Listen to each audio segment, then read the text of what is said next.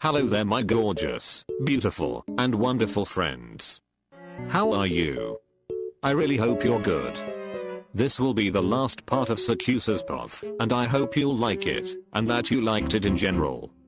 I'll be starting soon another series, it'll be a Daisuki because they are beautiful, and I love them.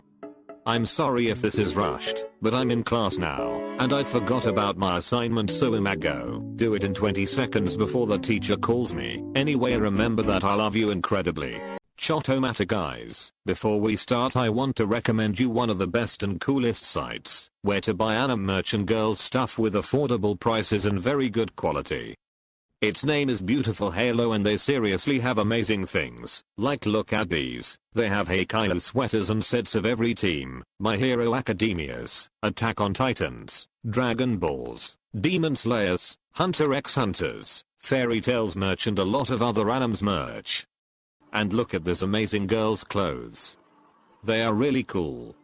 If you want to buy from them, which I recommend, you also have some discount codes in my description, so check them out. So what to say, take advantage of the discounts, and remember to use the links in my description, to buy yourself a lot of cool stuff.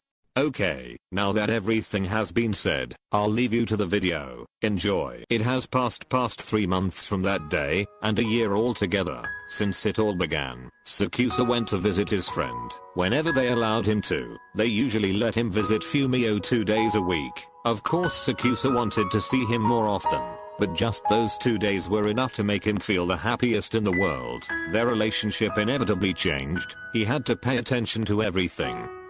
He was careful to not let him stress himself or overthink. His situation was too delicate. Fumio was living in his bubble, a really quiet and warm bubble, that only his parents and Sakusa were allowed to enter. He had many crises, but the doctors always said that he was stable. But Sakusa could see his friend getting worse and worse. Every time he went to visit Fumio, the blonde always had new tubes in his arms. His face was losing that bright color and his expression was exhausted. It was like if Fumio's joy of living left him. That sight made Sakusa have many panic attacks and started to hate the hospital. It started to scare him, thinking that probably his friend would have never left. That place made him sick of it, but of course he didn't stop visiting him. He could have never stopped visiting his only and best friend. At school Sakusa became detached and closed. Whenever someone went to approach him, he always declined or responded quickly to make that end as soon as possible. His parents understood the situation, because they talked with Fumio's parents, and made him do whatever he wanted to, so he decided to visit him once again. But it wasn't a normal visit, it was Fumio's birthday. Sakusa dressed up. He was wearing a total yellow outfit. They called it the color of happiness. Sakusa didn't believe to it, but he decided to do it for his friend, because it was also his favorite color. So he prepared and left the house. He also had a gift for his friend. He worked on it for 3 weeks day and night, because he really wanted to see his friend happy. Again, during the car ride with his mom he was very happy. Oh my god mom, I'm so excited. It's his birthday, and I feel like it's going to be a good day. Yes honey, it will be amazing. Just enjoy it. I will for sure. But something didn't feel right. He had a bad presentiment. They arrived to the hospital and Sakusa took the gift and went straight to his friend's room. Instead his mom stayed back to talk with the desk lady and tell her the details of the visit. Sakusa was really happy. Nothing could have ruined his mood. He was walking jumping due to his happiness. He thought, I can't wait to see his face when I'll give him the present. OMG, I'm so excited. Even if he's weak and all, I love spending time with him, so it'll be a good day. He was lost in his thoughts and dreams about the perfect birthday he wanted to give to his friend, that he didn't even notice that he was arrived to the hallway where he just needed to turn the corner to find his friend's room. He couldn't wait anymore, so he started running towards that corner. 20 meters, 5 meters, 10 meters, 5 meters. He arrived, but in that moment he wished he never did. In front of his door, a blonde woman, crying. Desperately crying, like if they took from her life. Sakusa understood everything, every single thing. but he didn't want to. He didn't want to believe to what his mind was trying to convince him about. He felt the ground missing from under his feet. No, he just had another crisis. The woman was crying and screaming. There was also his husband crying too. He was trying to comfort his wife. Why did this happen? Honey, please calm down. How can the man hugged his wife and pressed her head against his neck to soften her screaming and crying. What? No, absolutely not. Sakusa started to hit his head. Think positive. Think positive. Think pussy. His expression was contorted in pain. He fell on the ground, holding his head with his hands, crying desperately. He heard someone's running steps and a voice broken by sobs. Kikayomi. He didn't have the strength to turn his head to look at his mom. Omi. She saw him sitting on the ground holding his head. The only thing she could do was hugging him. I'm Sorano. It's not what I think. Sakusa's eyes were open wisely, but he wasn't looking at anything. He was feeling a mix of pain, sadness, shock and darkness. Look, now I'll go to give him his present. I'll prove him that he was wrong. Just see. Oh my Omi. Her crying intensified. He stood up staggering and started walking to the room number 532. He was holding the packet with both his hands.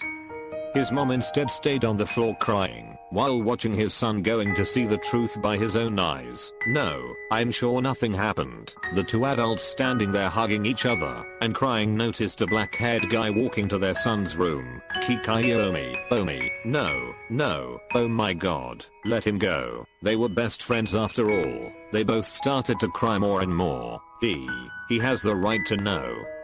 The woman didn't say anything, but buried his face in his husband's neck cavity and cried out loud everything she had. No, this isn't true. He's waiting for me inside. I told him that I was going to give him a beautiful gift that was going to make him rethink what he thought about that show. I'll prove him that happiness can last long.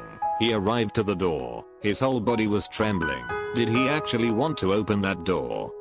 It was too late to think about it anyways, because when he stretched his arm to the handle, someone from the inside opened it. It was the doctor. He had his head lowered. Sakusa wasn't too small, so he could see behind the man standing in front of him. In a sliced second he felt his world crashing into thousands pieces. No, this isn't true. Why are the nurses covering him with a white cloth? What are you doing to him? He then advanced to get in the room, but the doctor blocked him with one arm. Doctor, let me go. I want to talk to him. I want to talk to my best friend. The doctor closed his eyes in a painful expression. Let me go. Fumio, answer me. Talk to me. He was screaming with all he had. He could hear the adults crying getting worse. Sakusa was agitated and couldn't stay calm, even if the doctor was holding him. Fumio, today's your birthday. We were planning to spend the day together. Say something. Say something. The tears started falling copious from his eyes. The doctor was crying too, so he did the only thing that could help them both. He hugged Sakusa. But Sakusa was too concentrated on his friend that he didn't even notice that he was hugging him. Fumio, say something. Fumio, you were supposed to become a doctor, and you told me that you would have come to my volleyball matches. You know, I made you a present for your birthday because I wanted to change your mind. I rewrote the end of that movie that we both love. I made them both live and grow together and be friends forever, because I wanted to prove you that you were wrong. Some of the words he said were incomprehensible because of the sobbings. I wanted to prove you that happiness can last long. He started to feel an immense pain in his chest, but apparently you were right. The hug of the man became tighter. Fumio, you promised that you would have recovered and that we would have returned to how we were before. UP promised. He couldn't stay upright. He fell on the ground and the doctor bent on his knees to not break the hug. You promised. I'm sorry. The scenario was heartbreaking. Everyone was crying. No one could stand that loss. Who would have thought that such a bright and positive guy was willing the one to leave this earth so early? But then a nurse came out from the room holding 2 envelopes. I found these under the little mat above the dresser. What are those? They seem letters. One says to my parents and 10 other to Omi. Sakusa raised his head abruptly. Me. Yes. His parents went near to the nurse. to get that letter. Thank you. They took it and went to Sydney. There on the ground reading the letter, Sakusa stretched one trembling arm to the nurse, who gave it to him. His eyes were full of tears, so he couldn't see clearly what was happening around him, but he would have recognized that handwriting among thousands. It was Fumio's. He was about to open when he heard the couple behind him crying so badly. Even worse than before, his heart ached. Was he ready to much pain? Was he ready to read it? Was he ready to read his best friend's last words? Some days had passed, and Sakusa became totally a different person. He was detached, distracted, angry and in pain. But how could anyone blame him? He was always closed in his room with the windows closed and the shutters lowered. He wanted to be alone and isolate himself from the rest of the world. He started to find everything disgusting. Even in his house, the situation didn't get better, and the day of the funeral arrived. But Sakusa didn't go. He didn't want to see lots of faces crying for a person they didn't even know as much as he did. It would have made him go crazy. Instead, he decided to wait. He waited some hours after the funeral, so that he wouldn't have found people there. It was 3 p.m. Sakusa was tired. He cried for days and nights, screamed against everything, locked up himself in his room, and became really nervous. But when he saw that tombstone, he fell on his knees.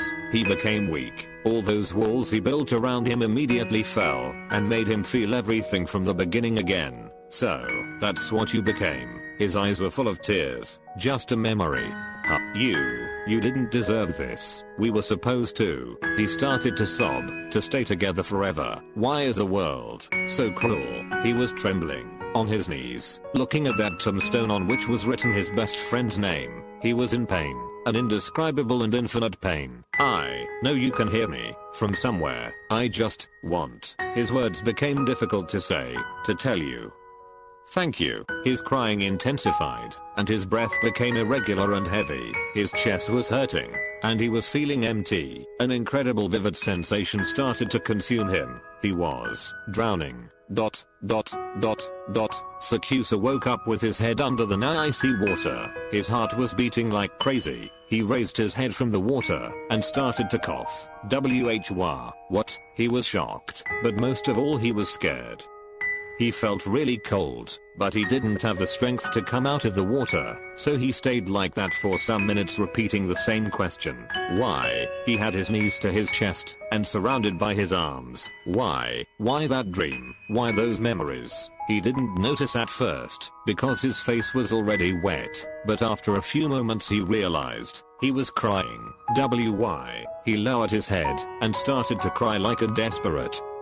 Then he remembered about something. He opened his eyes wisely and came out of the water abruptly. He took quickly a towel and put it on his waist, not caring about how he was wetting the floor. He went to his room and started to mess up everything to find it. He looked everywhere, under his bed, in the dressers, in his closet, and then in the lower 3 desk drawers, where he found it. The key to open the top drawer. His hand was trembling. His heart started to beat really fast. He was sweating. He stretched his arm and put the key in the lock. Clack. He opened it. When he saw it, he was really agitated. Reading those words again hurt him so much. Wow. It's been 4 years. He was looking at it with a sad face. But, reading to Omi still hurts like crazy. He didn't open it. That letter was still in its envelope. No one touched or saw it, since Sakusa put it in that drawer 4 years before. He was bending on his knees with one hand holding on the desk corner. As soon as he raised his head from looking at the envelope with teary eyes, he met them. Those hazel eyes, the ones that made him try a new experience. He still didn't know how to call it, but it was beautiful, even if he was too stubborn and proud to admit it. He looked at the photo on his desk, that one that Atsumu forced him to take and put there. Sakusa didn't even notice it before. Atsumu, that sensation he had before the bath returned, even stronger than before.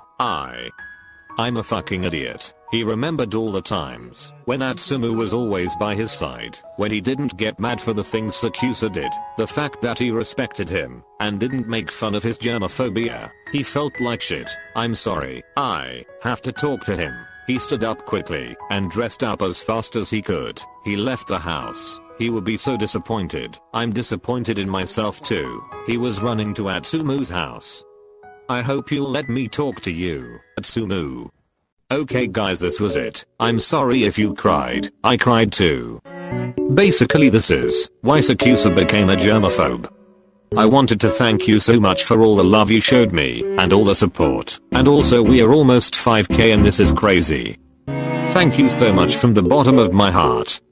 Now I'll go. Remember to study well, take care of yourself and stay safe.